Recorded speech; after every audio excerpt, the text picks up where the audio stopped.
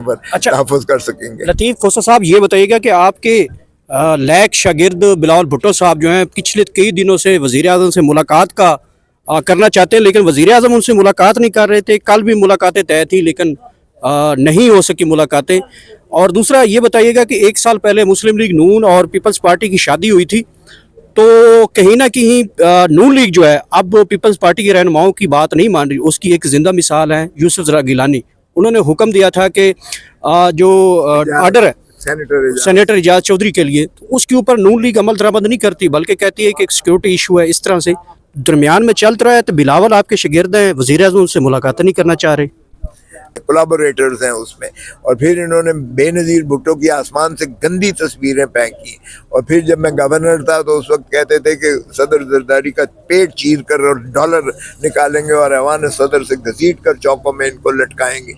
जाने पता नहीं क्यों गैरत लोगों की सो जाती है कि उसके बाद उनका संगम करके उन्हीं की गुलामी में ये चले गए। इसलिए मैं समझता हूँ कि इनको तो चाहिए कि लात मारें ये इस इल्हाक पर जो इन्होंने सांस लेना नहीं होता है। ज़िंदगी का मतलब है तमाम लवाजमात उनको सहूलतें दी जाएं जो एक इंसान को दी जाती हैं। और हमारा बदकिस्मती से आप देखें कि रिकॉर्ड जो ह्यूमन राइट्स वायलेशन का है वो इतना शिद्दत से नीचे जा रहा है कि मेरे ख्याल में हम दुनिया के उन ममालिक में हैं जिनमें सबसे ज़्यादा जो है इसकी खिलाफ वर्जी इंसानी हकूक़ की जा रही हो दुनिया में। हम क्या कहेंगे कि कश्मीर में क्या जुल्म हो रहा है या फ़लस्तीन के साथ क्या जुल्म हो रहा है, जब हम अपने ही मुल्क में अपनी ही जो है अवाम के साथ हमने वही जो है जबर और तसल्लुत रवा रखा हुआ है। और उनको इंसानी हकूक़ की पामाली जब इस कदर है, चादर चार दीवारी का जो है हमें तहफ़्फ़ुज़ का कोई नहीं है और आइन और कानून की हमने धज्जियाँ उड़ा के रख दी हैं, तो हम दुनिया में क्या किसी की इंसानी हकूक़ के अलंबरदार की हैसियत से हम किसी का अच्छा तहफ़्फ़ुज़ कर सकेंगे। लतीफ़ खोसा साहब, ये बताइएगा कि आपके लायक शागिर्द बिलावल भुट्टो साहब जो हैं पिछले कई दिनों से वज़ीर आज़म से मुलाकात का करना चाहते हैं, लेकिन वज़ीर आज़म उनसे मुलाकात नहीं कर रहे थे। कल भी मुलाकातें तय थी, लेकिन नहीं हो सकी मुलाकातें। और दूसरा ये बताइएगा कि एक साल पहले मुस्लिम लीग नून और पीपल्स पार्टी की शादी हुई थी, तो कहीं ना कहीं नून लीग जो है अब पीपल्स पार्टी के रहनुमाओं की बात नहीं मान रही। उसकी एक जिंदा मिसाल है यूसुफ जरा गिलानी।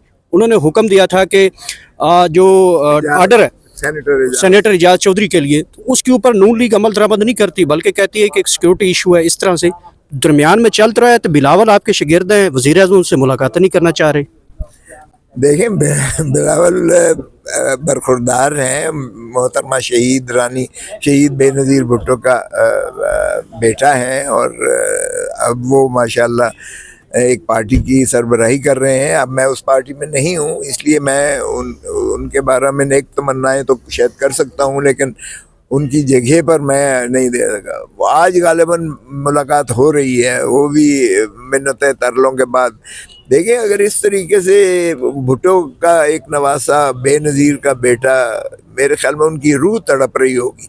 इनको तो चाहिए ममलकत आसिफ जरदारी का बेटा भी साथ के, लेकिन देखें लेगेसी तो वो सारी है ना। जब तक भुट्टो ना लिखे तो वो ज़ाहिर है जरदारी का। तो मेरे ख्याल में अगर जरदारी साहब जो हैं वो अपनी जगह पर होंगे, लेकिन बिलावल भुट्टो ही कहलाता है। और अगर बेनज़ीर और जुल्फ़िकार अली भुट्टो को उनसे हटा दें तो फिर इनकी कोई हैसियत नहीं है।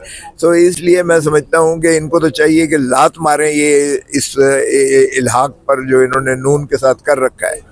और अगर इन्होंने बाकी ही कोई सियासत करनी है इस मुल्क में या नाम अपना इन एक तशख़्ख़ुस आज़ादाना तशख़्ख़ुस इंडिपेंडेंट इन्होंने कोई बनाना है तो इनको वो करना पड़ेगा। लेकिन बदकिस्मती ये है कि वो जो अब एस्टैब्लिशमेंट के इतनी ये गोद में चले गए हैं और इतना ज़्यादा पावर पॉलिटिक्स कर रहे हैं कि अब पावर पॉलिटिक्स में तो बूट पॉलिश ही करना होगा। और वो उसका मुकाबला शहबाज शरीफ का कोई नहीं कर सकता, क्योंकि चेरी ब्लॉसम जितनी वो चमका सकता है वो कोई और नहीं कर सकता। सो इसलिए मेरे ख्याल में तो पीपल्स पार्टी का जो इल्हाक था वही एक गैर फितरी था।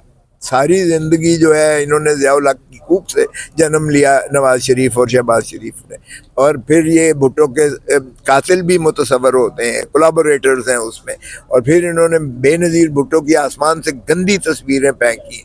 और फिर जब मैं गवर्नर था तो उस वक्त कहते थे कि सदर जरदारी का पेट चीर कर और डॉलर निकालेंगे और ऐवान सदर से घसीट कर चौकों में इनको लटकाएंगे। जाने पता नहीं क्यों गैरत लोगों की सो जाती है कि उसके बाद उनका संगम करके उन्हीं की गुलामी में ये चले गए हैं।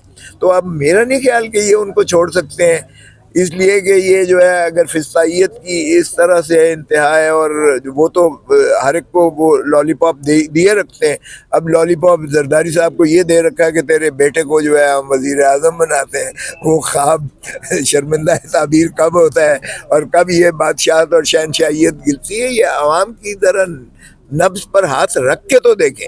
अवाम मन मन की गालियां दे रही है, आपको नफरत करती है इस वक्त। अवाम जो है लोगों में जितनी आप फिस्तायत कर रहे हो उतना ही उसका रिएक्शन जो है लोगों में नेगेटिव और लोगों के इश्तियाल बढ़ता चला जा रहा है। और जितना आप इमरान खान, मैं कहता हूँ इमरान खान वजीर आज़म है इस वक्त, इमरान खान 3 साल से वजीर आज़म है। परेशानी तो इनको है भाई, वो एक बयान देता है और इनके सुबह से लेके शाम तक इमरान को गाली देते हैं। ये टीवी सारे शुरू इमरान से होते हैं और अखीर जो है इमरान पर करते हैं। इमरान तो ड्राइविंग सीट में बैठा हुआ है इस वक्त, ना एस्टेब्लिशमेंट को चैन है, ना इस हुकूमत को चैन है, ना वो कहते हैं उगले तो कोड़ी निकले तो अंधा, अंधा और कोड़ी वाला हशर हो गया इनका, क्योंकि ये अब ना तो हुकूमत चलाने लायक है और ना ही ये इलेक्शन कराने लायक है। क्योंकि अगर इलेक्शन करवाते हैं ये तो 17 सीटें जिसको वजीर आज़म बनाया है, 17 सीटें जीतने वाले को, वो 17 भी नहीं मिलेंगी इस वक्त। 180 सीटें जीतने वाला वो तो अडयाला जेल में है इस वक्त। अगर होता है तो वो स्वीप करेगा। मैं सिंध का दौरा करके आया हूँ, यकीन करें।